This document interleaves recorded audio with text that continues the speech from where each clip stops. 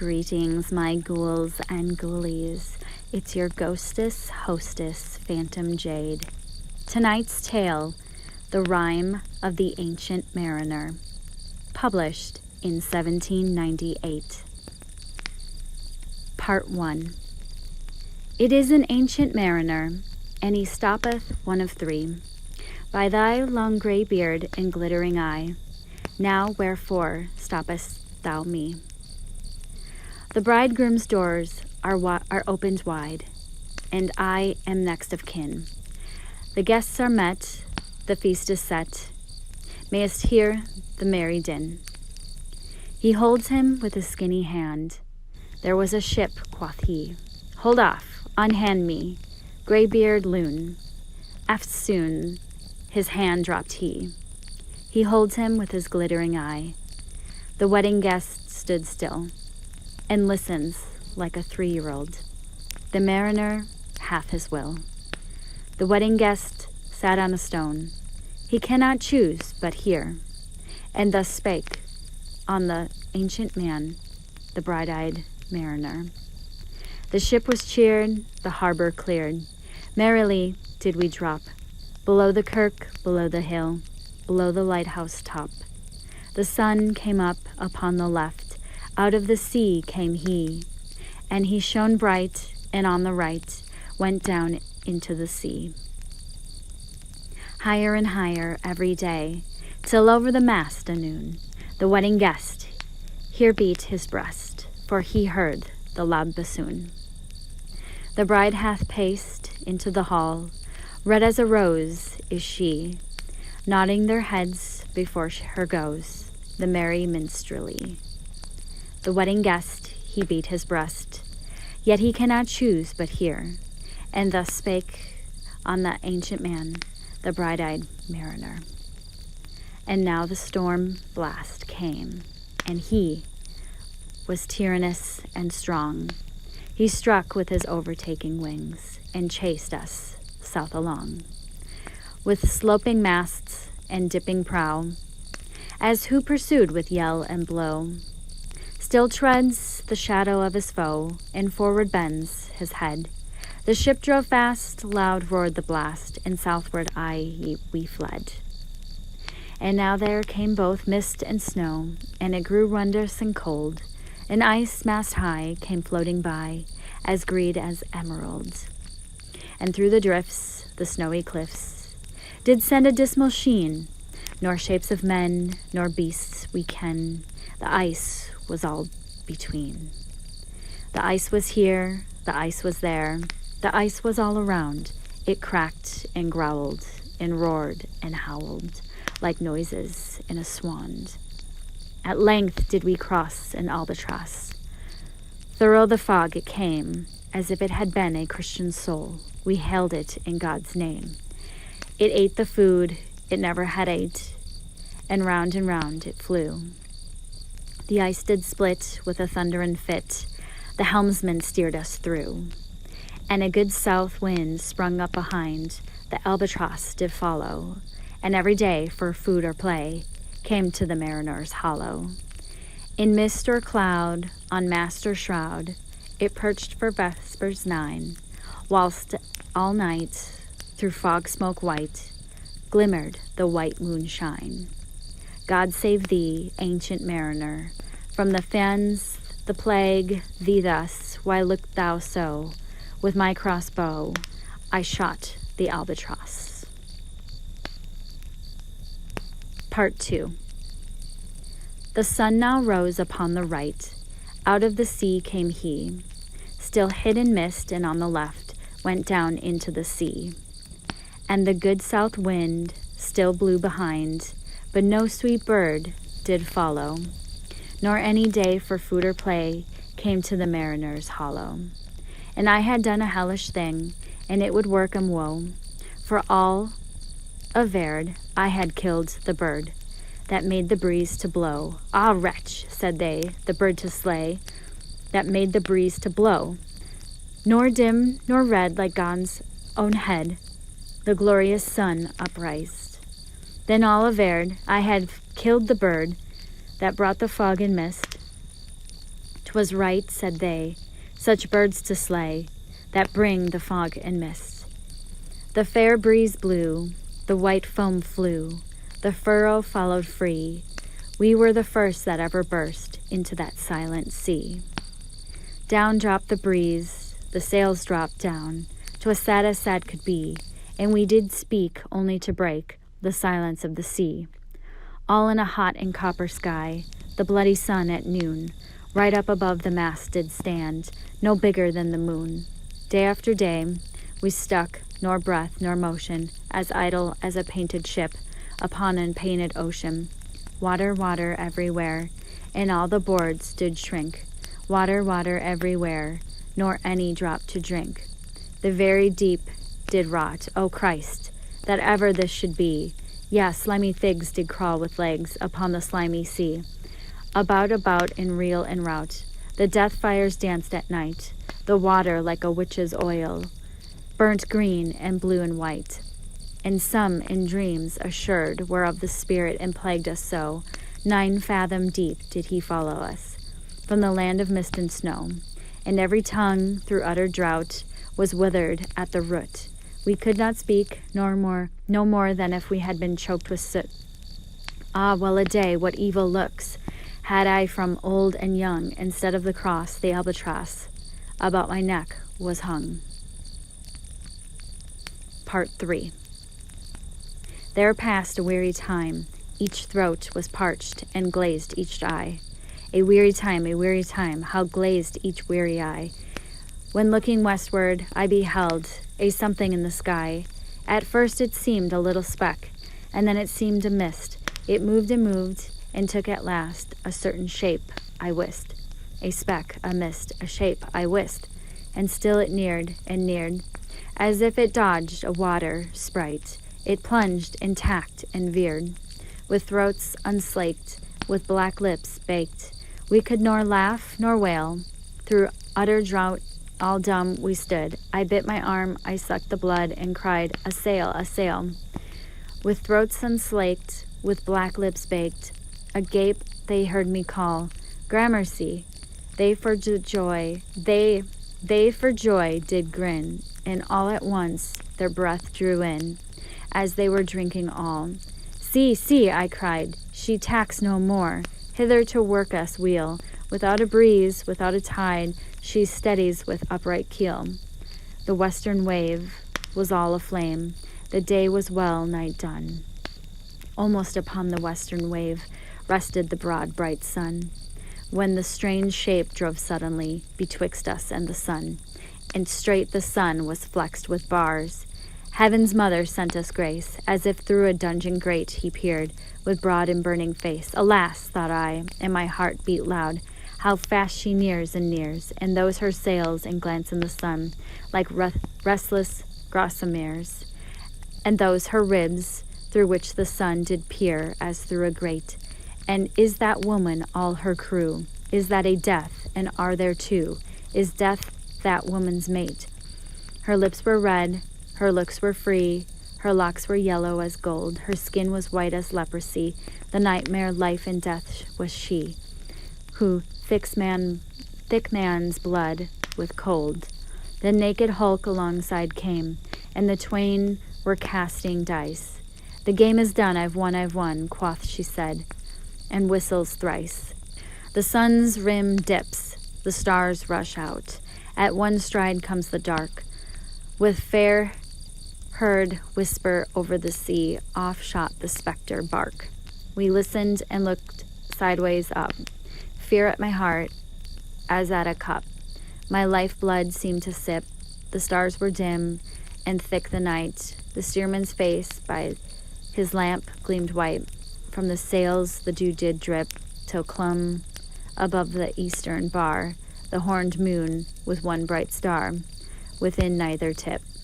One after one, by the star-dogged moon, too quick for groan or sigh, each turned his face with a ghastly pang, and cursed me with his eye. 40 times 50 living men, and I heard nor sigh nor groan. With heavy lump, a lifeless lump, they drove down one by one. The souls did from their bodies fly. They fled to bliss or woe, and every soul it passed me by, like the whiz of my crossbow. Part 4.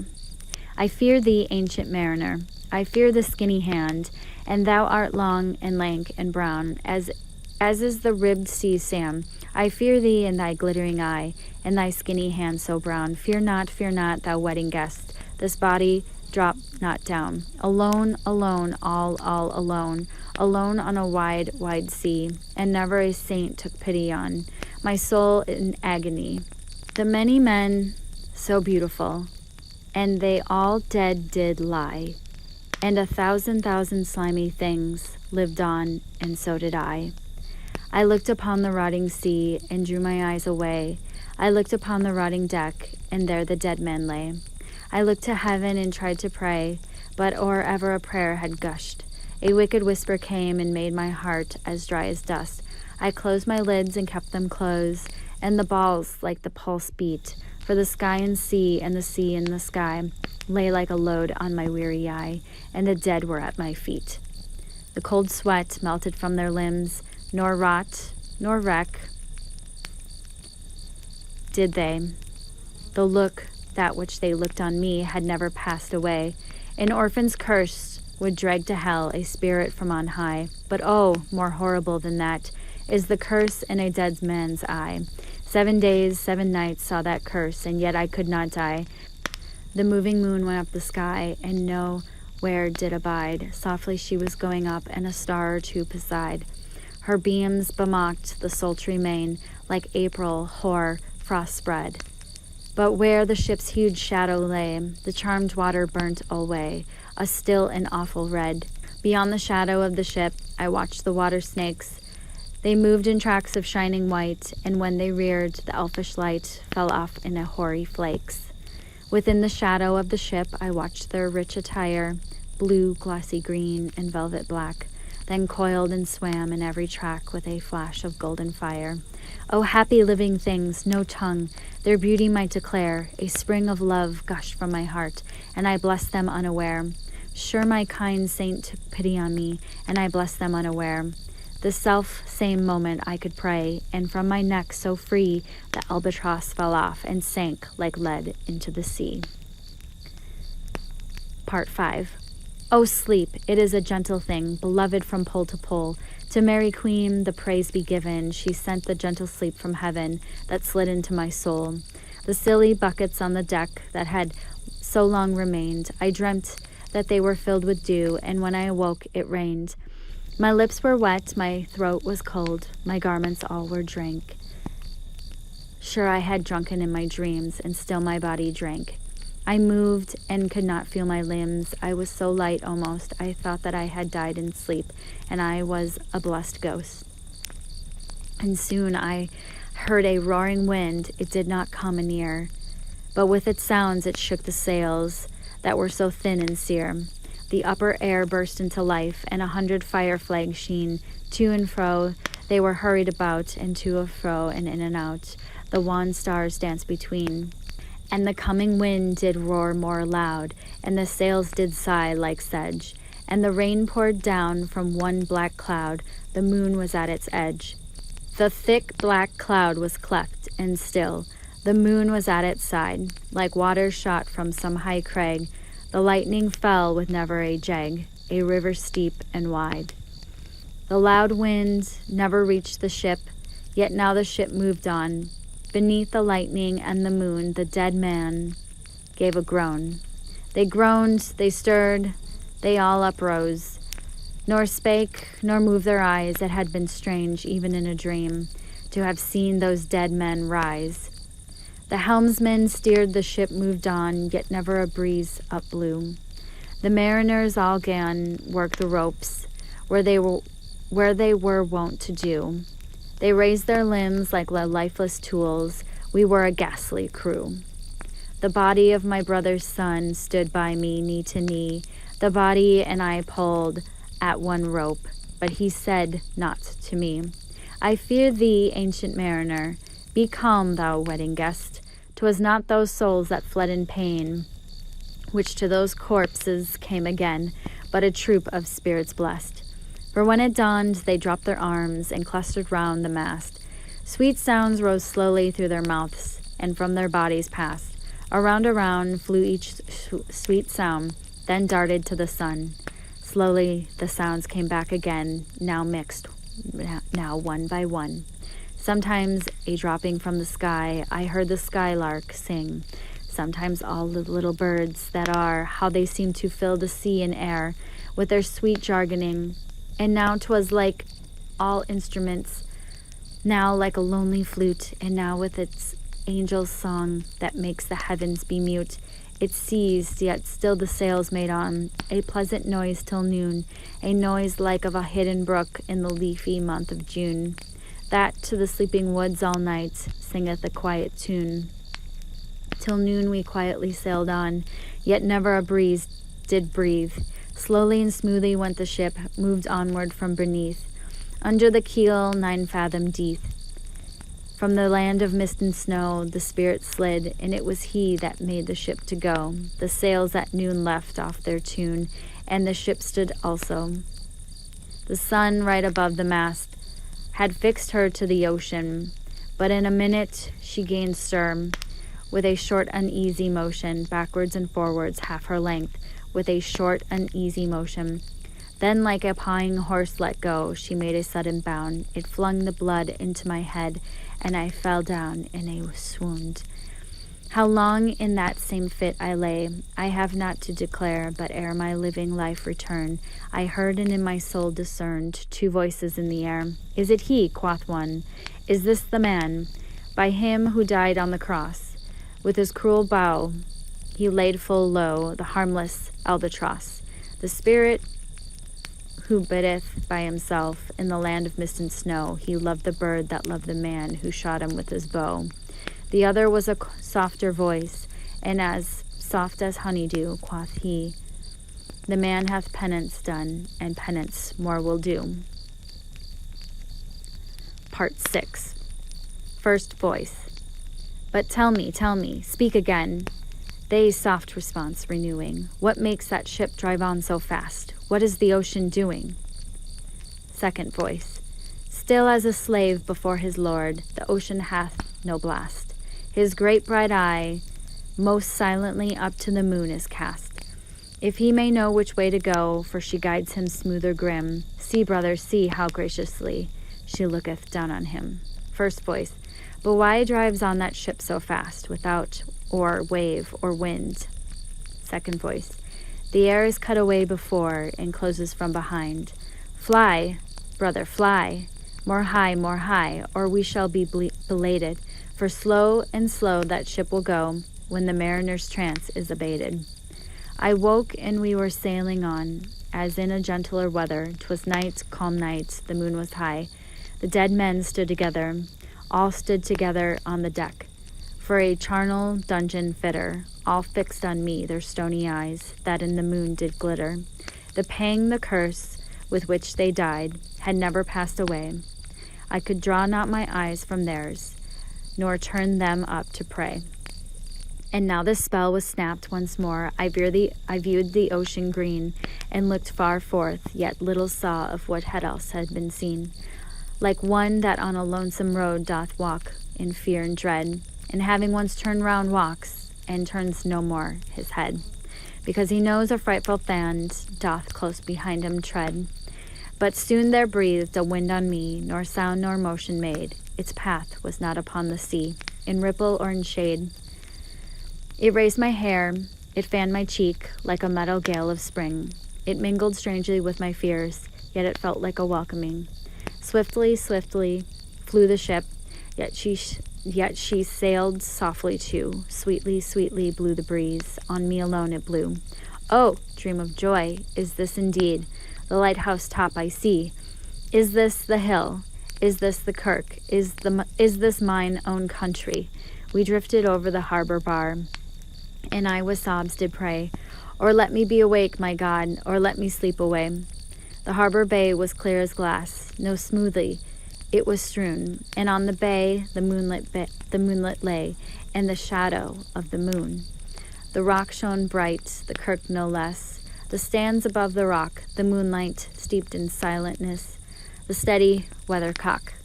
And the bay was white with silent light, till rising from the same, full many shapes the shadows were, in crimson colors came. A little distance from the prow, those crimson shadows were. I turned my eyes upon the deck. O Christ, what saw I there? Each course lay flat, lifeless and flat, and by the holy road, a man, all light, a seraph man. On every course there stood. This seraph band each waved his hand. It was a heavenly sight. They stood as signals to the land, each one a lovely light. This seraph band each waved his hand. No voice, but they did impart. No voice, but oh, the silence sank like music on my heart. But soon as I heard the dash of oars, I heard the pilot's cheer. My head was turned perforce away, and I saw a boat appear. The pilot and the pilot's boy. I heard them coming fast. Dear Lord in heaven, it was a joy. The dead men could not blast. I saw a third, I heard his voice. It is hermit good. He singeth loud his godly hymns that he makes in the wood. He'll shrieve my soul, he'll wash away the albatross's blood. Part 7. This hermit good lives in that wood, which slopes down to the sea. How loudly his sweet voice he rears. He loves to talk with mariners that come from a far country. He kneels at morn and noon and eve. He hath a cushion plump. It is the moss that wholly hides the rotted old oak stump. The skiff boat neared, I heard them talk. Why, this is strange, I trow. What are those lights, so many and fair, that signal made but now? Strange, by my faith, the hermit said, and they answered not our cheer. The planks slipped warped, and see those sails, how thin they are and sere. I never saw it like them, unless perchance it were brown skeletons of leaves that lag my forest brook along, when the ivy tod is heavy with snow, and the owlet whoops to the wolf below, that eats the she-wolf's young. Dear Lord, it hath a fiendish look, the pilot made reply. I am afeard. Push on, said the hermit cheerily. The boat came closer to the ship, but I nor spake nor stirred.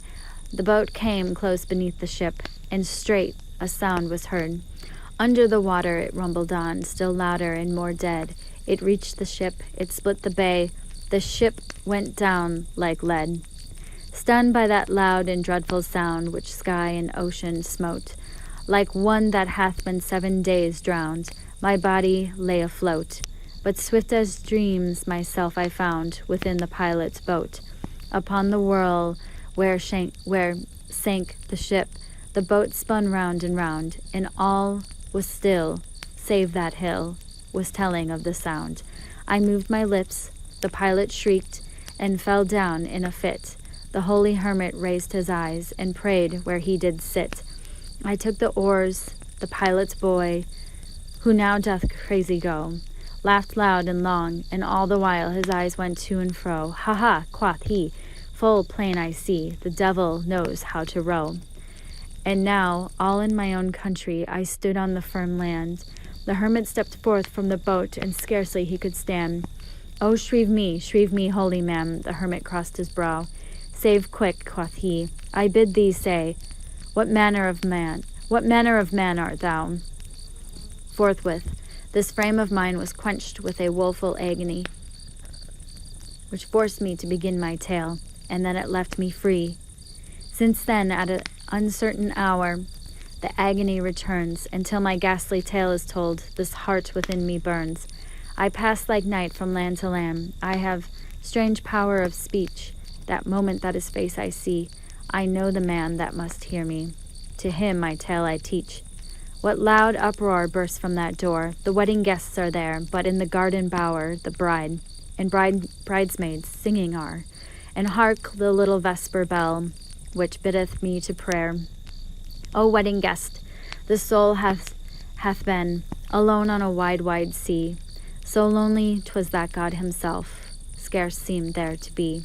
O sweeter than the marriage feast, 'tis sweeter far to me to walk together to the kirk with a goodly company, to walk together to the kirk and all together pray, while each to his great Father bends, old men and babes and loving friends, and youths and maidens gay. Farewell, farewell, but this I tell to thee, thou wedding guest, he prayeth well, who loveth well, both man and bird and beast. He prayeth best, who loveth best, all things both great and small, for the dear God who love us, he made and loveth all. The mariner, whose eye is bright, whose beard with age is hoar, is gone, and now the wedding guest turned from the bridegroom's door. He went like one that hath been stunned, and is of sense forlorn, a sadder and a wiser man. He rose the morrow morn.